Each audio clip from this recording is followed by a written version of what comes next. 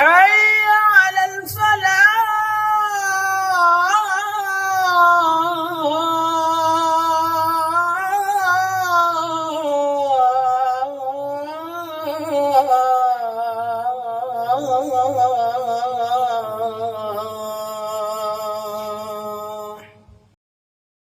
فلا مضل له وما يضلله فلا هادي له.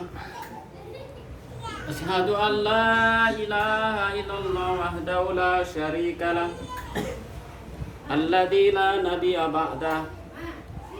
وقد قال تعالى: أعوذ بالله من الشيطان الرجيم.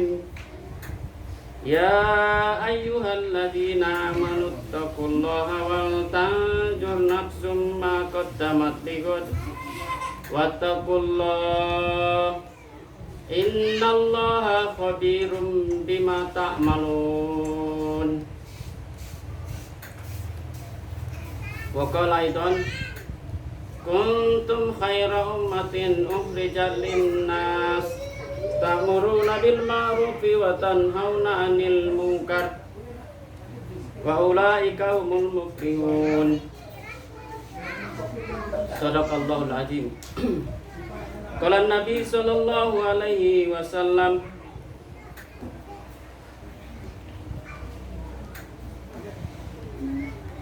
laqadwatun aurahatun fi sabilillah khairu minat dunya wa ma fiha. Wa qala aidan: innallaha la yanzuru ila suwarikum wa amwalikum walakin yanzuru ila qulubikum wa a'malikum. Atau kama qala Rasulullah sallallahu alaihi wasallam. Amma ba'd. Alhamdulillah, Bapak hadirin, Ibu-ibu yang sama-sama mengharapkan rahmat dan ridha Allah Subhanahu wa taala. Lagi-lagi kita bersyukur kehadirat Allah Subhanahu wa taala dengan sedalam-dalamnya syukur.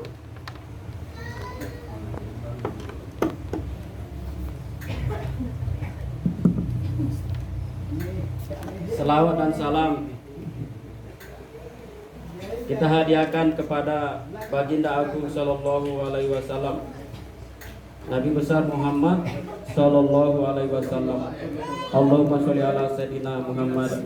Allahumma sholli wa sallim alaihi. Bapak Ibu hadirin yang dimuliakan Allah Subhanahu Wa Taala, sudah menjadi ketetapan Allah Subhanahu Wa Taala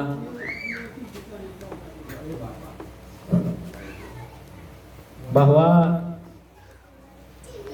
kejayaan, kebahagiaan, kesuksesan hidup manusia di dunia dan di akhirat hanya dalam agama. Orang miskin kalau dia amal agama pasti bahagia. Orang kaya kalau amal agama pasti bahagia.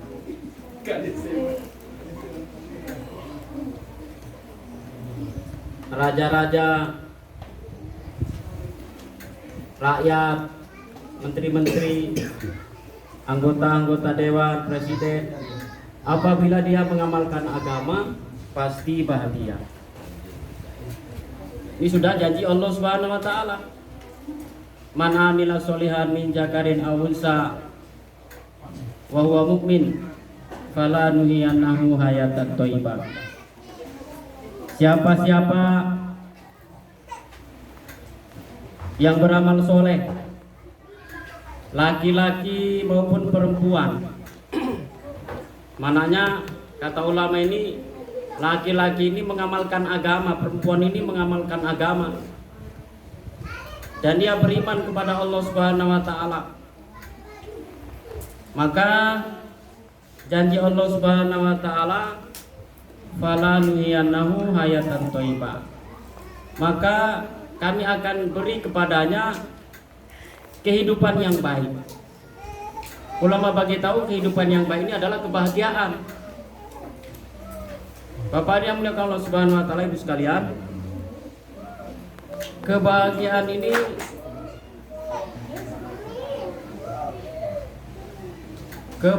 ini kata Nabi Shallallahu Alaihi Wasallam, manusia ini bahagia bila dia beramal soleh, rezekinya cukup, dan dia mentaati Allah dan Rasulnya. Inilah kebahagiaan hidup di dunia dan di akhirat. Kok banyak yang bayar di dalam? Pembayaran di luar, Bu. Bukan di dalam. Ibu hadirin mati Allah Subhanahu wa taala. Jadi dengan agama inilah manusia ini bahagia dunia dan akhirat. Dahulu sudah banyak contoh orang yang mencari kebahagiaan di luar daripada agama disengsarakan oleh Allah Subhanahu wa taala. Lalu ada satu orang raja namanya Namrud laknatullah alaihi. Dia merasa dengan kerajaan yang besar, tentara yang banyak, harta yang banyak, istri yang banyak, dia bisa bahagia. Padahal dengan dia buat kerajaan yang besar, tentara yang banyak, harta yang banyak, Namrud laknatullah alaihi ini dihinakan Allah Subhanahu wa taala. Bapak Ibu hadirin sekalian, Allah Subhanahu wa taala berkuasa, maha kuasa, memberikan kehinaan atau penderitaan kepada satu orang raja, walaupun Allah Subhanahu wa taala tidak ambil kerajaan daripadanya, kedudukan daripadanya. Begitu juga Allah Subhanahu wa taala berkuasa, maha kuasa memberikan kebahagiaan, kejayaan, kemuliaan kepada satu orang budak, walaupun budak ini Allah tidak bagi kedudukan, Allah tidak bagi harta kepadanya, Allah tidak bagi pangkat dan jabatan kepadanya. Dahulu orang-orang yang mengamalkan agama ini Allah muliakan, sebagaimana para sahabat dari Muhajirin dan Ansor. Allah ceritakan dalam Al-Quran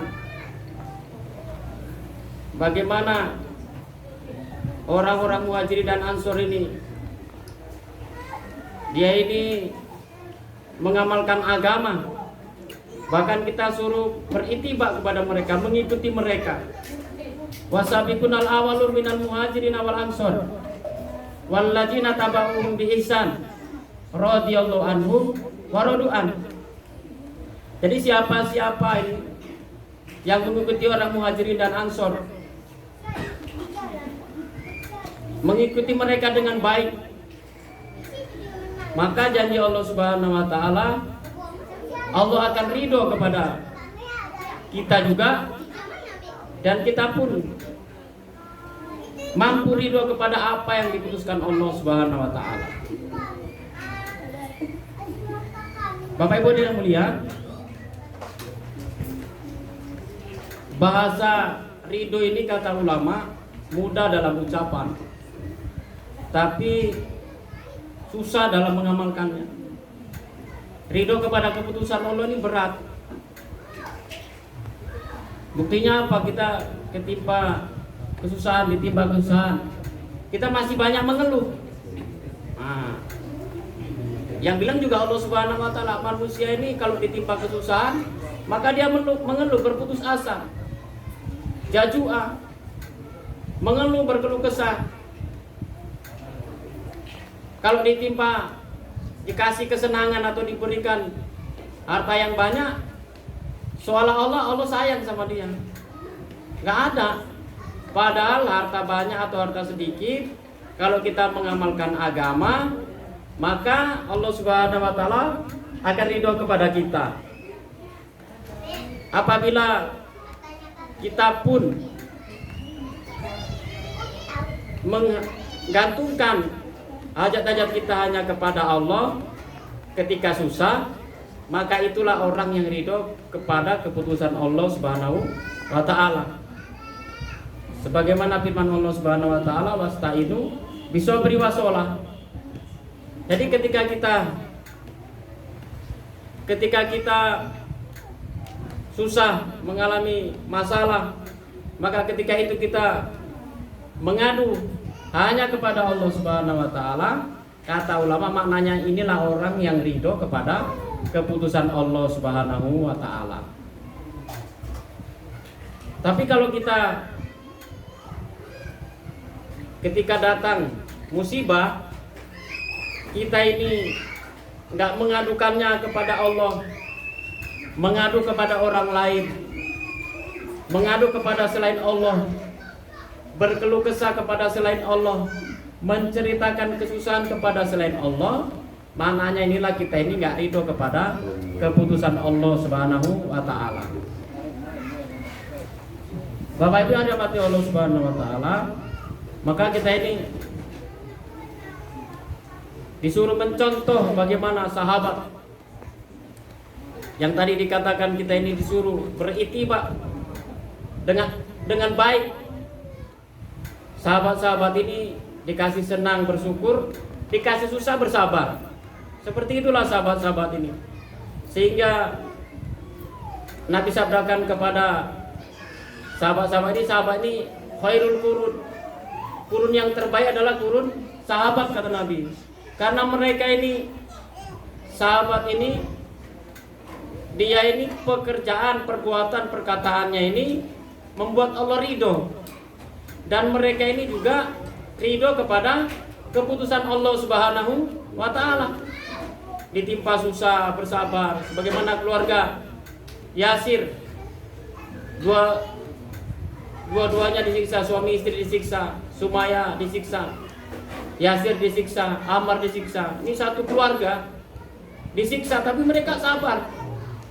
Ketika Nabi lewat kepada mereka, wahai keluarga Yasir, sabarlah kalian, karena Allah Subhanahu wa taala menjanjikan kebaikan-kebaikan kepada kalian. Allah Subhanahu wa taala menjanjikan surga kepada kalian.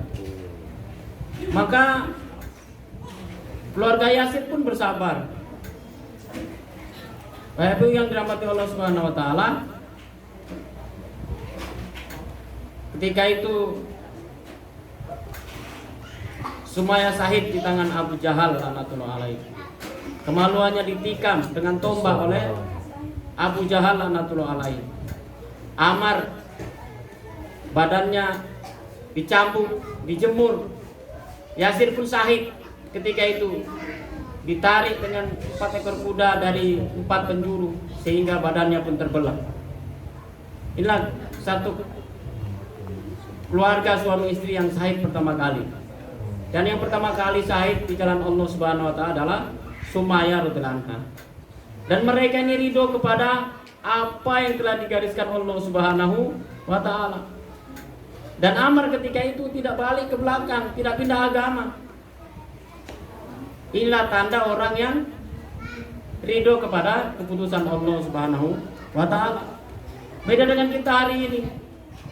Keluar 4 bulan, keluar Mas Guru. Itu pulang susah, dakwanya pun ditinggal. Banyak hari ini. Dakwah pun jadi malas. Dakwah pun jadi lemah. Karena ada ujian berat. Bahkan ditazkir pun nggak mau lagi. Ini namanya nggak ridho kepada keputusan Allah Subhanahu wa taala. Jadi diberikan nikmat dunia ini cobaan, kesusahan juga cobaan. Tapi Nabi takutkan nih, kalau umat ini diberi harta berlebih, diberi kesenangan, ini yang ditakutkan Nabi. Maka orang-orang yang kaya, orang-orang yang sukses dunianya, ini dekat kepada kibir. Kata Nabi, ini dekat kepada kibir. Nah, kalau orang miskin dekat kepada kufur, tapi orang kaya dekat kepada kibir. Sama-sama dua-dua enggak masuk surga. Kata Nabi, tidak akan masuk surga orang yang dalam hatinya ada kesombongan walaupun seberat jarum. Begitu juga orang yang kufur nikmat juga nggak masuk surga juga. Bapak Ibu yang dimuliakan Allah Subhanahu wa taala, maka kita ini bagaimana menjalani kehidupan ini, saya dan kita semua ini belajar bersabar dalam kesusahan, bersyukur dalam kesenangan. Nah, ada ini kadang-kadang kita ini kalau senang lupa, kalau susah baru ingat, kalau susah baru ya Allah ya Allah, kalau senang lupa. Buktinya lupa bagaimana? Ketika ada banyak uang, bukan uangnya ini dibawa keluar jalan Allah Subhanahu wa taala, malah yang teringat kereta baru, rumah baru, mobil baru. Nggak ada teringat apa lagi? Nggak ada teringat untuk bersedekah, berinfak. Udah meninggal baru anaknya kumpul-kumpul uang. Itu pun uang dari baskom itu untuk sedekah. Bapak Ibu hadirin Allah Subhanahu wa taala, jadi kita menjalani kehidupan ini, saya dan kita semua ini bagaimana kita ini sabar dalam kesusahan dan mensyukuri nikmat Allah Subhanahu wa taala dikala senang. Ini yang dikehendaki Allah Subhanahu wa taala. Jadi Nabi ini orang yang paling bagus, yang paling baik akhlaknya. Nabi ini hamba yang paling luar biasa. Nabi ini orang yang paling bersyukur atas nikmat Allah Subhanahu wa taala. Satu ketika Nabi Shallallahu Alaihi Wasallam sholat sepanjang malam sehingga kakinya bengkak-bengkak. Maka Aisyah tanya kepada Baginda Shallallahu Alaihi Wasallam, wahai kekasih Allah, bukankah engkau ini sudah dimaafkan, sudah diampuni dosanya yang dahulu maupun yang akan datang? Tapi mengapa engkau ini sholat begitu susah payah sehingga kakimu bengkak-bengkak ya Rasulullah? Maka kata Rasulullah, tidak pantaskah aku ini jadi abdan sakuro, hamba yang bersyukur. Jadi hamba yang bersyukur. Jadi kita ini disuruh mencontoh bagaimana Baginda Sallallahu Alaihi Wasallam dalam menyikapi kehidupan. Padahal Nabi pun susah. Bahkan pernah 3 purnama rumah Nabi tidak mengepul asap. Tidak mengepul asap, dapurnya tidak berasap. Maka ketika keponakannya tanya, wahai bibi, jadi apa yang kalian makan ketika itu? Maka kata Ibunda Aisyah radhiyallahu anha, dia kata, yang kami makanlah 2 benda hitam. 2 benda hitam. 2 benda hitam ini kurma dan air. Karena rumah Nabi nggak ada lampu, jadi air putih pun jadi hitam, yang gelap. Rumah Nabi nggak ada lampu, nggak kayak rumah kita. Ada lampu, ada kulkas, ada mesin cuci, ada kipas angin, ada AC, ada macam-macam. Tapi kurang bersyukur. Kalau bersyukur pun kalau ingat. Tapi Nabi Shallallahu Alaihi Wasallam rumah yang nggak ada apa-apa, kursi pun nggak ada, tempat tidur pun nggak ada. Ya kan? Nabi ini tidur dari apa? Dari supra. Kalau musim dingin dilipat 2, kalau musim panas dilipat 4. Yang satu bagian untuk selimut. Itu tempat tidur Nabi. Dan lantainya bukan keramik, bukan marmer, nggak kayak rumah kita. Rumah Nabi lantainya tanah. Kalau berdiri pun atapnya ini kena kepala Nabi Sallallahu Alaihi Wasallam ketika berdiri. Kalau dia tidur pun ujung kakinya ini ke dinding yang sebelah, kepalanya ke dinding yang sebelah. RSSS, rumah susah selonjor. Rumah Nabi itu rumah RSSS, rumah susah selonjor. Nggak kayak kita, rumah kita bisa main bola. Tapi Nabi memberikan contoh kepada kita bagaimana rumah seperti ini pun, rumah yang dindingnya dari pelepah kurma, atapnya dari daun kurma, rumah yang seperti ini lantainya dari tanah. Kata Nabi, baiti jannati, rumahku adalah surgaku, kata Nabi. Rumah Nabi Shallallahu Alaihi Wasallam bagikan surga. Karena di dalam rumahnya, di dalam rumah Nabi Shallallahu Alaihi Wasallam hidup amal-amal agama. Ada wanita soleha di dalamnya. Qurrata a'yun, penyejuk mata. Ibu yang dirahmati Allah Subhanahu Wa Taala, rumah Nabi ini bukan kayak istana seperti gambaran kita, ya kan? Rumah Nabi ini rumah sederhana, bukan rumah sederhana. Kalau rumah kita sekarang ini gubuk lah. Kalau bahasa kita sekarang ini gubuk derita, tinggal di gubuk menderita. Padahal bukan gubuknya yang menderita, bukan tinggal di rumah gubuk menderita. Tapi karena dosa kita jadi menderita. Rumah mewah pun menderita. Nah, rumah mewah pun menderita, rumah besar pun kayak neraka aja, panas saja bawaannya. Tiap hari begaduh aja. Sudah ada AC pun masih panas. Apalagi kalau suaminya ngechat ada foto ininya, ya kan, dalam piring terbang lah. Upo jalan-jalan. Kepada Allah Subhanahu Wa Taala. Jadi kita kehidupan orang Islam ini bagaimana kehidupan yang sakinah mawaddah warahmah. Sakinah mawaddah warahmah ini kata ulama, kehidupan ini kehidupan yang penuh amal agama di dalamnya, bukan penuh benda-benda. Kalau penuh benda-benda itu rumah tikus biasanya. Rumah tikus itu ada plastik, ada kain, ada kayu. Itu rumah tikus kayak gitu.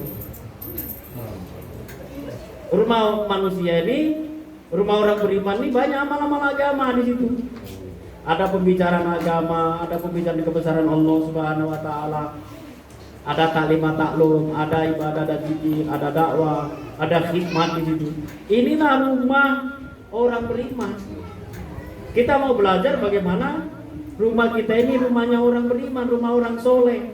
Jadi ketika orang datang ke rumah kita menjadi sejuk, walaupun rumah kita ini gubuk, walaupun rumah kita ini RSSS, rumah susah seloncor. Jadi rumah yang seperti ini kalau bisa nih, orang-orang yang datang ke rumah kita ini hatinya dingin, hatinya jadi teringat kepada Allah Subhanahu Wa Taala. Ketika pulang dia jadi teringat kampung akhirat, ya kan? Bukan terbalik, kita datang ke rumah orang, pulang jadi banyak permintaan sama suaminya. Ada 180 permintaan, ya. Kayak mana bilangnya itu 180 belas. Banyak, saking banyaknya itu. Minta ini, ya kan. Nah, jadi berapa Allah Subhanahu Wa Taala, bagaimana kita ini dalam menjalani kehidupan ini, berumah tangga ini, kehidupan kita ini kehidupan yang sakinah mawaddah warahmah ini, hidup amal agama di rumah kita, hari-hari cerita kebesaran Allah Subhanahu Wa Taala. Hari-hari kita cerita sunnah Nabi, hari-hari bagaimana kita buat mujagaro dalam rumah, hari-hari cerita agama. Ketika mau tidur cerita agama. Jadi ketika mati dalam tidur pun mati masuk surga, ya kan? Kalau tidur cerita dunia, ya kan? Kalau kita punya duit bang, kita nanti buat rumah tingkat 4, ya kan? Beli mobil yang kilat, ya kan? Ujung-ujungnya gimana itu? Begaduh lah. Di rahmat Allah Subhanahu Wa Taala, Bapak-bapak sekalian, jadi dengan agamanya manusia ini jadi tentram, hatinya dingin. Kesan dunia ini sebentar aja, ya kan? Dunia ini kalau dicari pun susah dia. Kalaupun dapat pun sedikit. Kalaupun dapat gak lama. Nah, udah dapat sedikit. Kalaupun dapat gak lama. Ada yang lama? Gak, orang sekolah 6 tahun. Tambah 6 tahun, 12 tahun. 6 tahun masuk SD, tambah 6 tahun, 12 tahun. Tambah SMP SMA, berapa? 18 tahun. Tambah kuliah 6 tahun. Kuliah 6 tahun, jadi apa itu? 28 dah. 28. Ya kan? Umur 28 ini kemudian kerja. Masuk kerja belum tentu langsung jadi bupati. Kecuali anak Jokowi lah barangkali, ya kan?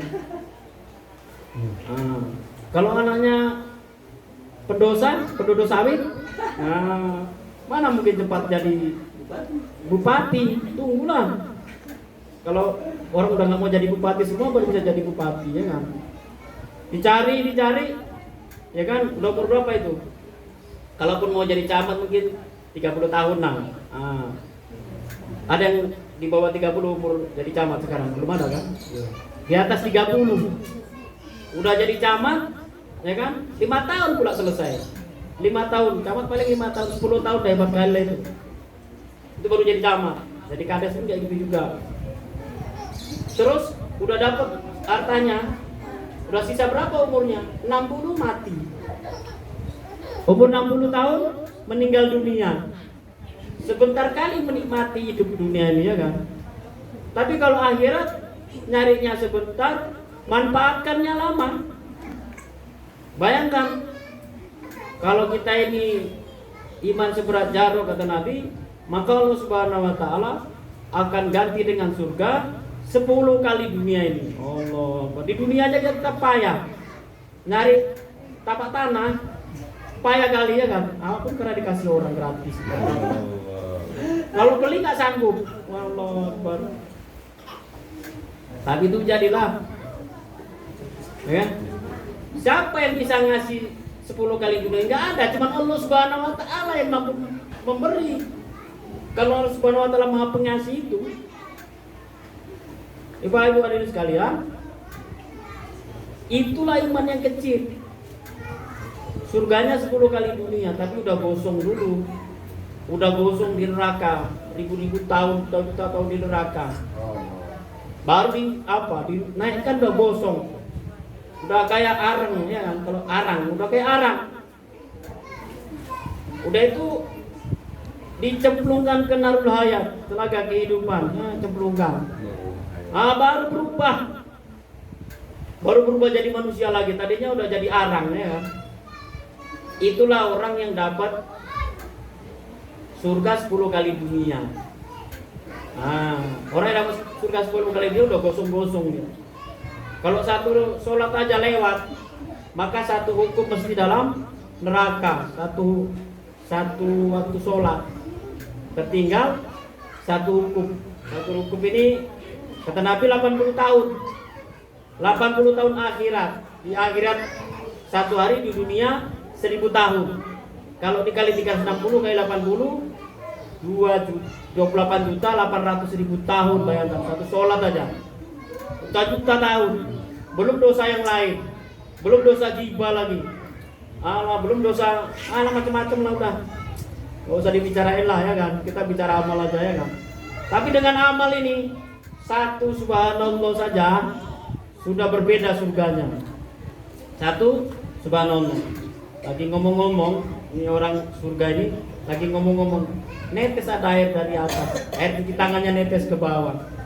Ini cerita ulama, bukan cerita saya. Maka diminum sama orang penghuni surga ini, kok manis sekali lah air ini. Maka tanya sama malaikat ini, air apa ini kok nikmat kali kak? Kok nggak ada di surga air seperti ini? Kata malaikat, itu air cuci tangan surga yang paling atas, kata malaikat. Heran dia, air cuci tangan kayak gini enaknya, kayak mau lagi air madunya, air susunya, air telaganya. Maka dia bilang, tanya apa bedanya aku sama dia? Bedanya amalannya, apa bedanya? Kata malaikat, kau sama dia itu bedanya cuman satu subhanallah aja. Cuman satu subhanallah. Surganya udah beda, airnya pun beda rasanya, cuci tangannya gitu manisnya. Gak ada di surga yang bawah. Bagaimana kalau 15 hari sama 40 hari sama 3 hari sama 4 bulan sama setahun? Tentulah beda surganya. Anak mau istiqomah apa Pak? 3 hari. Pokoknya istiqomah. Itu namanya istiqomah kelas 1 namanya. Tanya kok bodoh kali sih nak, kata bapaknya. Kok bodoh kali kau sini nak?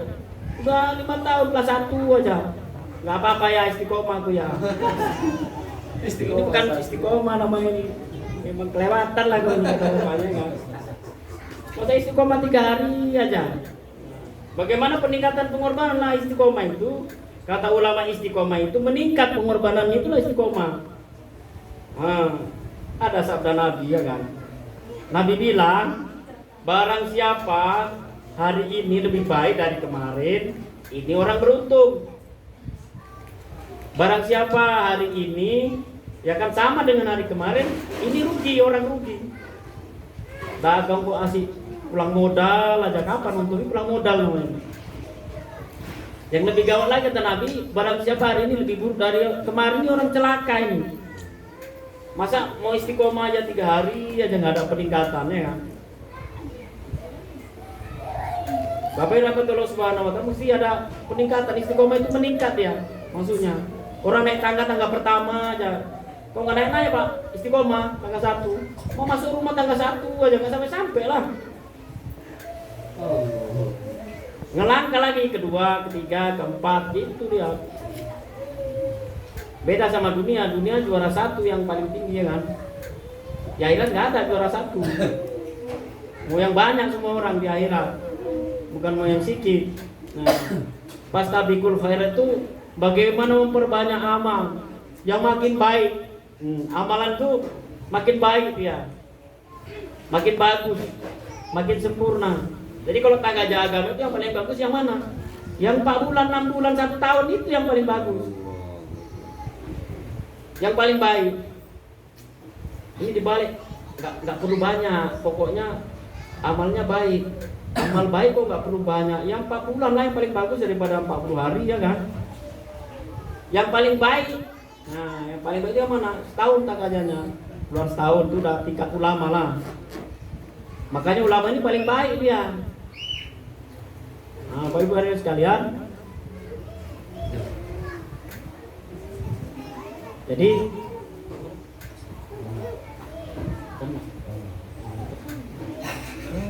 Bapak sekalian, jadi kita ini di sini ini kita mujakarah bagaimana kita ini meningkatkan pengorbanan, ya kan? Kita ini mau kedudukan kita tinggi di sisi Allah Subhanahu Wa Taala. Kita mau bagaimana tempat kita nanti tempat yang paling baik. Nah, kalau bisa kita ini kata Nabi, kalau kamu minta surga, mintalah surga Firdaus. Surga Firdaus ini kelasnya dai, ini kelasnya orang-orang dakwah. Siapa itu? Nah, nabi-nabi dan rasul alaihi wassalatu wassalam wa tasliman. Itulah derajat yang paling tinggi surganya nabi-nabi alaihi wassalatu wassalam wa tasliman. Jadi Ibu sekalian, bagaimana kita ini di sini kumpul-kumpul nih mau meningkatkan pengorbanan, ya kan? Mau bagaimana Allah suka dengan kita kayak mana sahabat. Sahabat ini kenapa diridhoi Allah Subhanahu Wa Taala? Karena sahabat ini menghabiskan waktunya, menghabiskan hartanya, menghabiskan umurnya, bahkan menghabiskan nyawanya ini untuk agamanya Allah Subhanahu Wa Taala. Jadi kita kumpul-kumpul nih mau meningkatkan pengorbanan untuk agama. Jadi Ibu sekalian, ini yang datang ini ditaskil ya kan, bagaimana bisa keluar meningkat pengorbanannya. Jangan melulu 3 hari ya kan. Istiqomah kok 3 hari. Istiqomah itu meningkat pengorbanannya kata ulama kita ya kan. Jadi ditaskil lah yang sudah 3 hari 3 kali bagaimana keluar 15 hari. Yang sudah 15 hari, suaminya sudah 4 bulan, bagaimana catatkan nama jadi 40 hari. Ya kan? Jadi yang sudah bisa ETB, yang sudah pernah 5 kali 3 hari, suaminya sudah 40 hari, boleh catat namanya untuk berangkat India Bangladesh atau Bangladesh saja.